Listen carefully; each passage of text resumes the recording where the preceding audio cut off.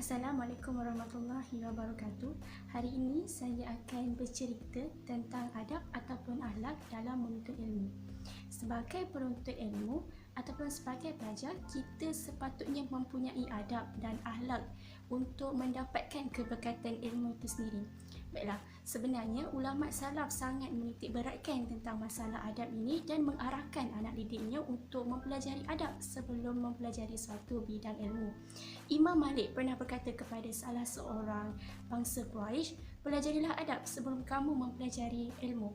Di sini saya akan highlightkan beberapa poin untuk kita aplikasikan dalam kehidupan seharian kita sebagai seorang penuntut ilmu. Baiklah, poin yang pertama adalah niat dalam menuntut ilmu. Niat yang betul ataupun niat yang ikhlas perlu ada dalam seorang penuntut ilmu. Kita sebagai penuntut ilmu perlu tajdid niat kita. Kenapa kita belajar sebenarnya? Adakah sebab parents yang suruh ataupun kita nak kelulusan semata-mata? Bayangkan kalau kita belajar sebab parents yang suruh, mesti ilmu tu tak berkat, kita tak faham, betul tak? Macam mana kalau ada non-Muslim yang tanya kita apa itu akidah, apa itu tauhid, macam mana kita nak fahamkan mereka sedangkan kita sendiri tak faham? Okey, kat sini pentingnya ikhlas, niat dan ikhlas. Pentingnya niat yang ikhlas dalam menuntut ilmu. Dan poin yang kedua adalah tekun berusaha dan bertawakal kepada Allah. Hadis yang diriwayatkan daripada Umar bin Al-Khattab radhiyallahu anhu, Rasulullah SAW bersabda, yang bermaksud seandainya kamu benar-benar bertawakal kepada Allah, sungguh Allah memberikan kamu rezeki sebagaimana burung mendapatkan rezeki. Burung tersebut pergi dalam keadaan lapar pada pagi hari dan kembali pada petang dalam keadaan kenyang. Imam Al-Munawi menjelaskan tentang hadis ini bahawa tawakal tidak boleh meninggalkan usaha. Dalam konteks mempelajari ilmu, kita janganlah mengharapkan guru-guru atau lecturer untuk dapatkan suatu ilmu. Sebaliknya, kita perlu mencari, bukannya kita menunggu. Sebab itu adalah tanggungjawab kita sebagai seorang penuntut ilmu. Baiklah, poin yang ketiga adalah menjauhi maksiat. Memetik kata-kata daripada Imam Asy-Syafi'i, ketahuilah kamu, ilmu itu cahaya dan cahaya Allah tak akan datang kepada mereka yang bermaksiat.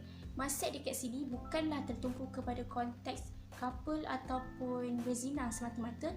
Menurut Al-Hasan Al-Basri, yang dimaksudkan dalam ayat tersebut adalah dosa di atas tumpukan dosa sehingga membuatkan hati itu gelap dan lama-kelamaan pun mati. Cuba cek dalam diri kita, mungkin niat kita ikhlas, mungkin kita dah berusaha dan bertawakal, tapi kita tak faham juga apa yang lecturer sampaikan, apa cikgu-cikgu sampaikan kita. Mungkin ada dosa yang kita lakukan secara terus-menerus yang menyebabkan hati kita gelap dan susah untuk ilmu itu sendiri datang kepada kita. Wallahualam. Apa yang seterusnya adalah meminta doa dan keredaan ibu bapa. Nabi SAW bersabda, keredaan Allah terletak pada keredaan ibu bapa dan kemukaan Allah pada kemukaan ibu bapa. Hubungan baik dengan ibu ayah perlu dijaga sebab kita perlukan doa dan keredaan mereka dalam kehidupan. Bayangkan kalau kita hidup tanpa keberkatan, tanpa berkat daripada ibu bapa, macam mana kita nak dapatkan keberkatan ilmu sendiri kalau kunci kepada keredaannya kita gagal untuk pelihara. Usahalah macam mana banyak kali pun, kita tetap tak akan berjaya, kita tak akan faham apa yang disampaikan oleh guru-guru kita kalau kita gagal untuk menghormati, untuk menjaga perasaan ataupun untuk menjaga hubungan ibu bapa kita sendiri. Poin yang seterusnya adalah menghormati guru. Tak kisahlah guru kita tu daripada sekolah rendah ataupun sekolah menengah ataupun tadika sekalipun, kita kena hormat sebab itu cikgu kita, cikgu yang beri kita ilmu, betul tak? Kita sebagai seorang pelajar perlu memelihara dan menjaga akhlak sebagai seorang pelajar untuk memelihara hubungan baik antara kita dan cikgu kita.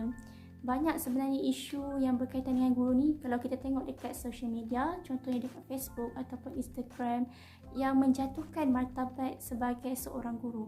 Di manakah keberkatan ilmu itu akan diperoleh kalau orang yang menyampaikan ilmu itu sendiri kita layan tanpa adab? Baiklah, yang terakhir, beramal dengan segala ilmu yang diperoleh. Untuk kekalkan ilmu yang kita dapat daripada guru-guru kita, daripada pensyarah-pensyarah kita, kita kena amalkan apa yang kita dah belajar, ilmu yang kita dah belajar, kita kena amalkan. Malah ia akan jadi sebagai suatu penghargaan buat cikgu-cikgu kita sebab kita aplikasikan ilmu yang diberi dalam kehidupan seharian. Diharapkan apa yang disampaikan pada hari ini dapat diaplikasikan dalam kehidupan seharian kita. Wallahu alam. Wassalamualaikum warahmatullahi wabarakatuh. Selamat beramal.